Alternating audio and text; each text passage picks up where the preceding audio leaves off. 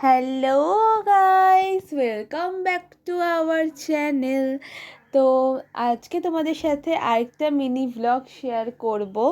এই কদিন তো এতই বৃষ্টি হচ্ছে যে হাঁটতেই যাওয়া হচ্ছে না। তো প্রায় দিনই রাস্তায় পুরো জল জমে যাচ্ছে, সকালে উঠে দেখি পুরো রাস্তায় জল।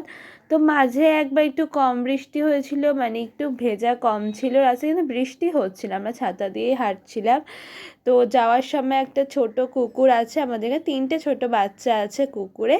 তো ওদের আমি একটু খাবার দিয়ে গেলাম, একটু বিস্কুট দিলাম, তারপর চিমিকে দেখলাম, চিমির সাথেও কিছুক্ষণ কথা বললাম, একটু খেললাম, বিস্কুট দিলাম।